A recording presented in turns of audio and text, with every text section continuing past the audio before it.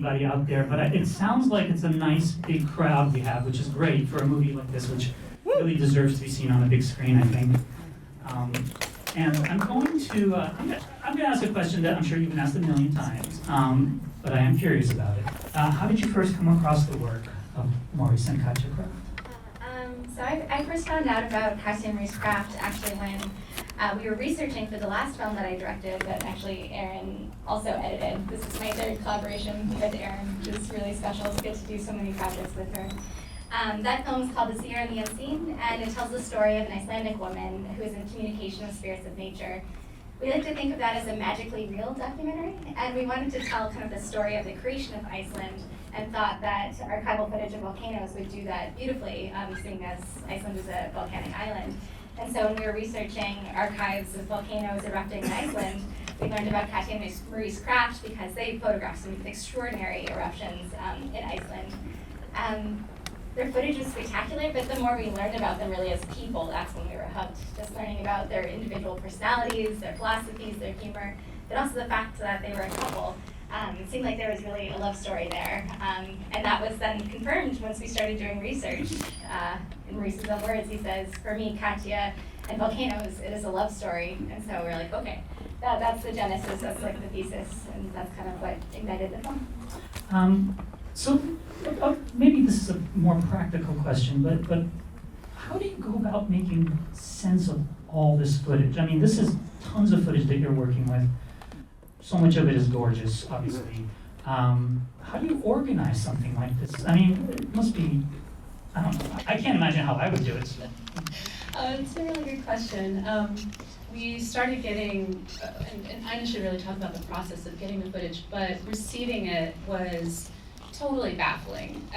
It came in waves, really. It was scans from the archival house I was housing the archive, and the most. It's like somebody sort of like, some reels were sort of organized by country loosely, certainly not chronologically or by like any logical, sort of progression or sequence. It's like, if you took footage and put it into a blender and just hit puree, you'd get, a Komodo dragon and eating a dead animal, and then, an explosion in Mexico, so.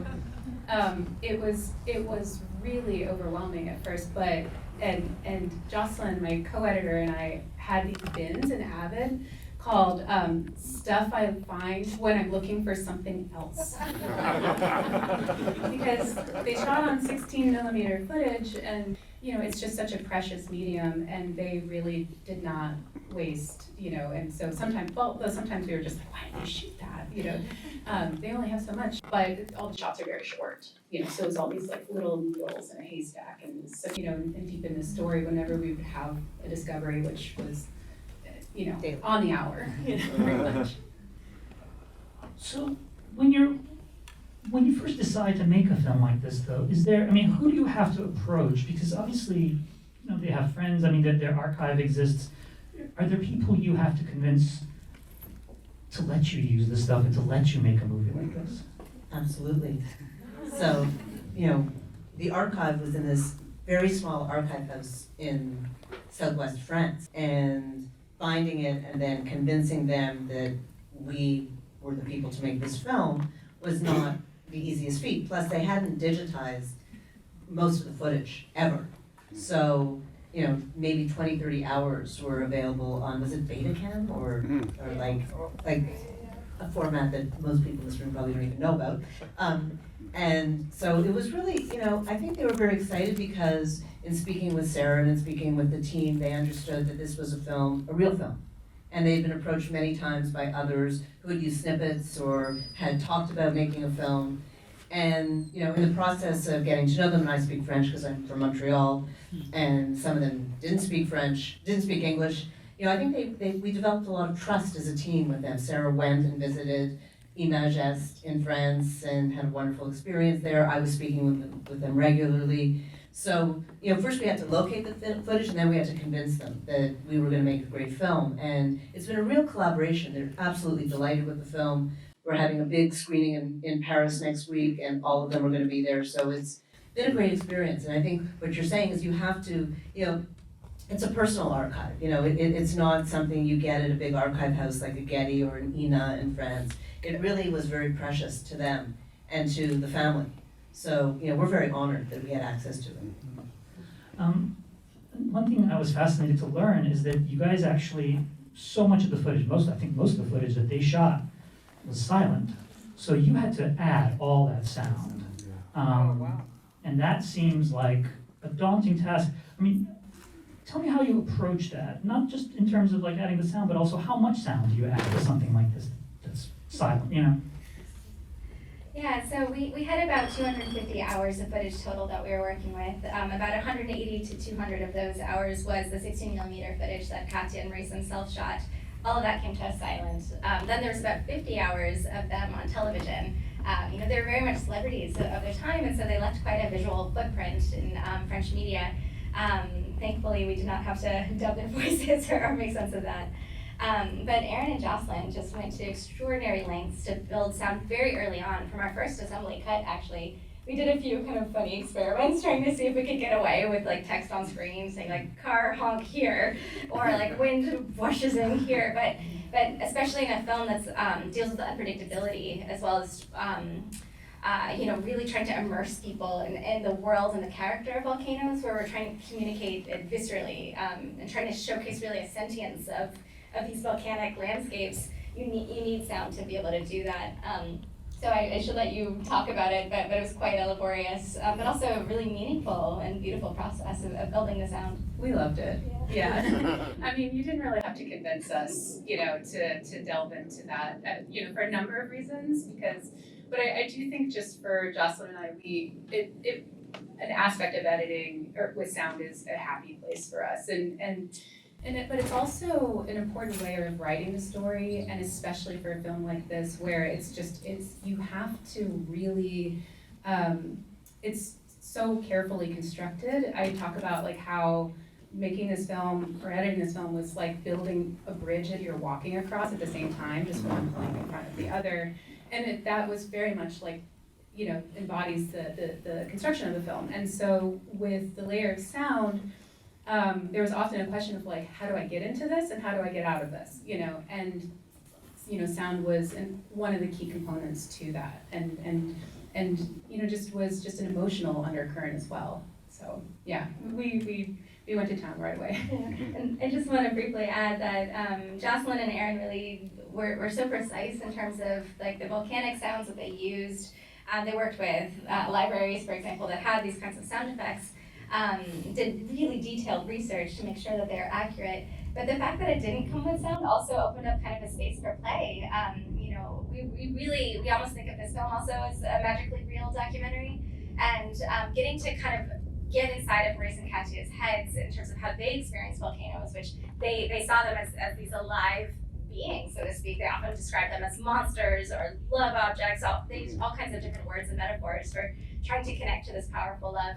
And I feel like you and Jocelyn really got to experiment with that subjectivity in terms of playing the sound. I like to use an example from the scene in 1979 in Indonesia, where Maurice and Katia are approaching the Anak Krakatau volcano, which is just absolutely extraordinary in its power and fearsomeness and fearsomeness. English. Anyways, Erin experimented with putting dinosaur sounds in with the explosions at first. And I just thought that was so brilliant because that played into their own perception of what volcanoes were. And it also added, it's not like you were actually picturing like a T-Rex like snarling at the base of this volcano, but it did heighten the grandiosity of the scene and that experience that really made you feel situated in their minds. And so I'll just say, like, that initial challenge of silent footage at first was so daunting, but I do feel like every challenge we were met with on this project, there was a flip side that opened up an opportunity for creative play. Tell me about the decision to have Miranda July do the voiceover. We talked about this a little bit. It seems like such a bold choice. I was telling them when I first saw the film, I saw it during Sundance, and when I first saw the film, first 10 minutes I was kind of like, ooh, is this gonna work? I'm not sure this is gonna work. And then by the end of the film, I was in just complete tears, and I was just like, I can't imagine anyone else narrating this movie. Yes. So I think it worked. But I am curious. I mean, it is a bold choice. Tell me what you were thinking. Sure. Well, very early on, we decided we wanted narration, which is a very new thing in our collaborations, actually. Erin and I have worked on verite films together in the past. But once we first started to get into the archive, it was absolutely spectacular, but it was also extremely limited. Erin described some of the challenges, not just the fact that it was silent or there's these very short shots, but there was no footage of Katia and Maurice in romantic settings. And for us, it was very important from the very beginning that this would be a love story and a character-driven love story. So we were really kind of hard-pressed to think, like, what are the narrative devices to tell a love story when the visual record, it's not necessarily there.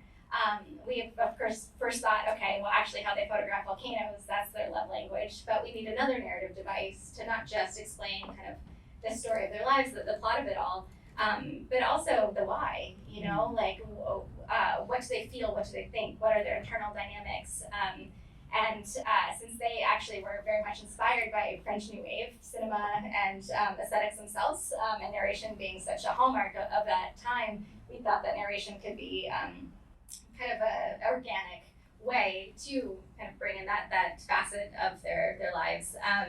But we wanted a narrator who could be inquisitive, be as curious as they perhaps were. Not someone who was overly declarative or opinionated, who could tell us the facts, because we didn't have all the facts. I mean, we knew that there were gaps in the archive, that there were things that, as Miranda says in the film, things that were lost to time. I'll just say Miranda is someone who actually came up late in our brainstorming process, but once she came up, thanks to one of our executive producers, Greg Busta at Sandbox Films, he brought her up and we were instantly like, oh my God, Miranda would be perfect.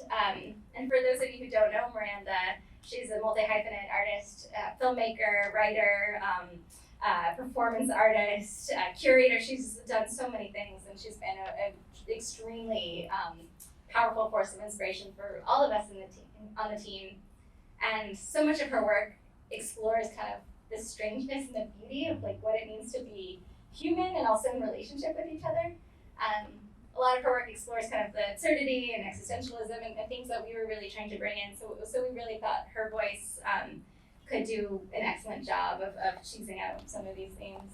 Yeah, is there anything to? I would say too, I think when Miranda came up too, it just sort of felt like everything that everything that our instincts had been guiding us toward just sort of like found its home. And then it became really fun because it was like, what can we write for her?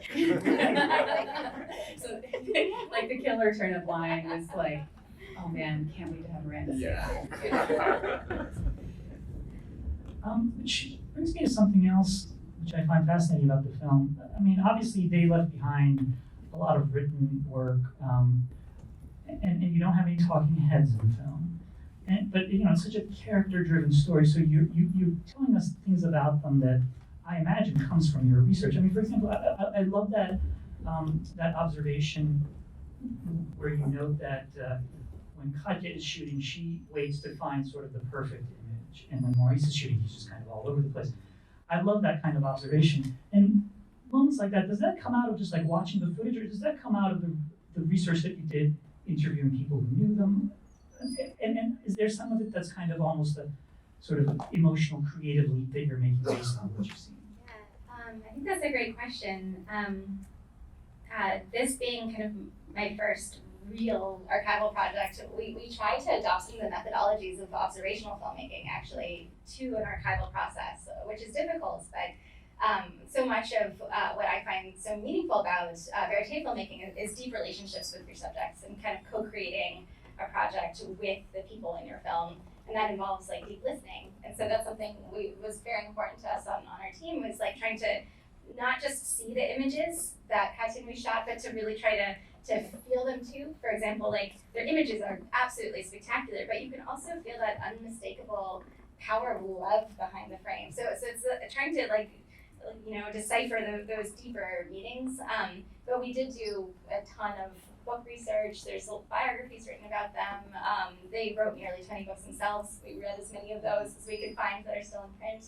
And we did speak to about 15 of people who knew them, loved them, family members like Bertrand, Maurice's brother and sister-in-law, Elizabeth, truly trying to add as much nuance as possible to filter its way into the narration. So I'll just say that was kind of our guiding interpretive grid, so to speak. Like we always tried to start first and foremost with Katia and Maurice.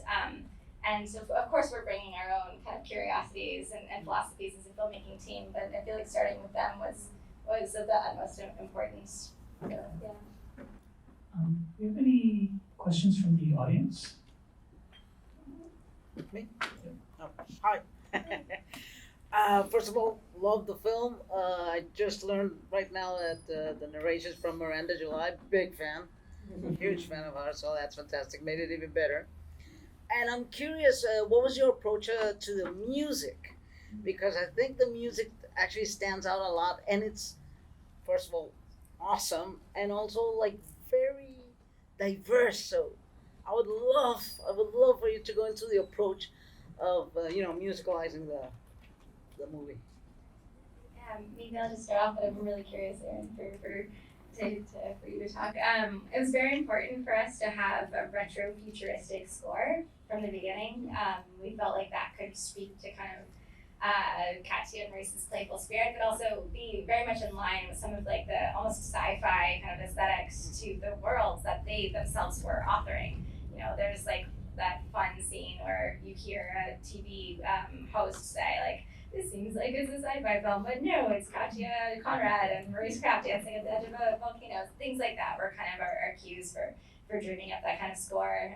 And we were brainstorming kind of what musicians could do that, and Air came to mind. And Nicolas Godin, who is one half of Air, ended up being our composer. He actually grew up seeing the Kraffts on television in France, where he's from, and immediately connected to the material. And so we worked with him as our composer. But music played a huge role in the edit for all kinds of reasons.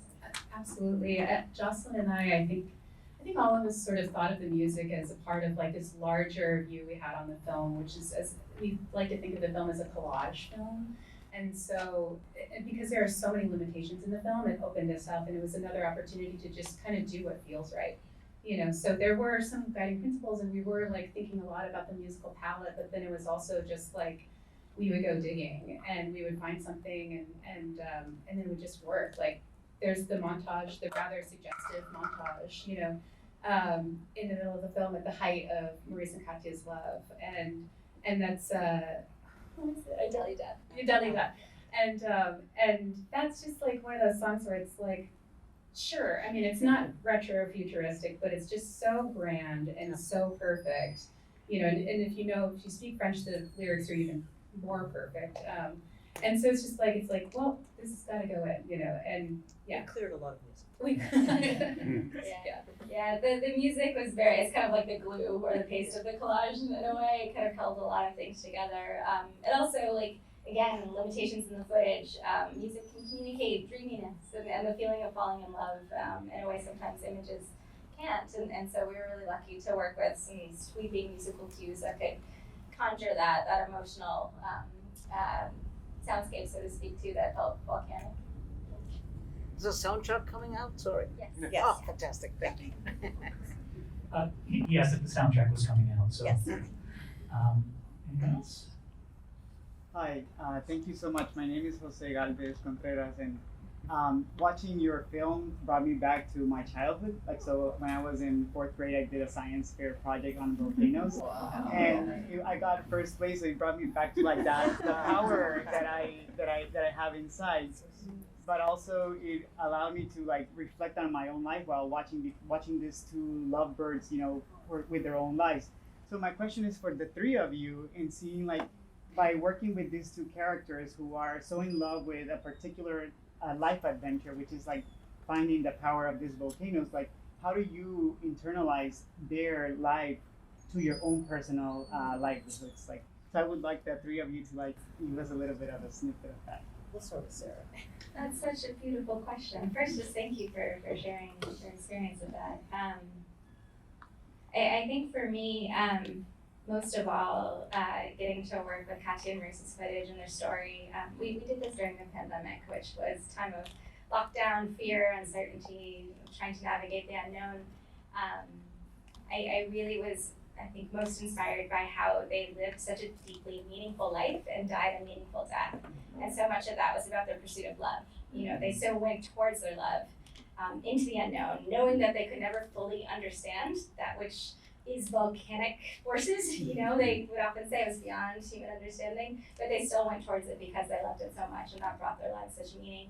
And that's something that I have really profoundly taken away, is what for me feels like a meaningful life, and so much of that is about love. And also collaboration, and that's something that through this process, like getting to collaborate with the team during such a hard time really transformed a time of loss and fear into something beautiful and creative. And so that too, just like that added layer of process aside from kind of product and all that Maurice and Katia kind of nourished me with. Forever grateful. Thank you for that question, and congratulations on first place.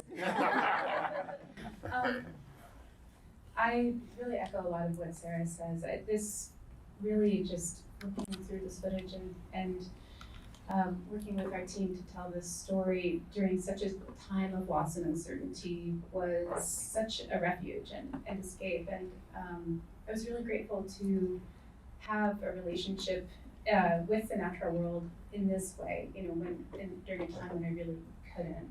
I felt more grounded because of it. I certainly thought, rethought my life's choices, like maybe I should become a volcanologist. But, one of the things that I think I took away is just that I was so moved by how Katia and Maurice were always, they were so comfortable with uncertainty. And I think given the backdrop in which we were making this film was a big takeaway for me. Like, just sort of like, they always kept moving forward, and that was a big thing for me during making this film. Of course, I echo everything that they said, but I also think for me, this film is about, how we have to live our lives and with purpose and with meaning. And they did that. And even though Maurice, as you see in the footage, knew that the end would probably culminate in the way it did, he decided with Katia to live a beautiful, meaningful life that has love and has purpose and where you can explore the world. And, it's a cliche, you only have one life. And I think for them, they understood that on a very profound level. And I think for us, for me, that resonated tremendously. Thank you so much. And also, I just want to say and add that your film today inspired me to just seeing how you did all this archival work. I've been stuck in my PhD research, but what you are doing right now helped me to understand that to do the work that I'm doing for the love of it, but not for the culmination of it. So I'm so grateful to have been here and witnessed all of the beautiful work you put together. That's so beautiful. Thank you for sharing that. As someone who dropped out of a PhD program, keep going. That's amazing. Thank you so much for sharing that. I think we have time for one more question. I see a hand all the way in the back. Hi there. Thank you for taking the time to answer some questions. This movie was really unexpectedly funny in some moments, very light. Was that a conscious decision as you were putting together the footage, or did it sort of crop up naturally as you were going through everything? The question is about whether the humor in the film was kind of intended or whether it kind of cropped up naturally as you were making the film.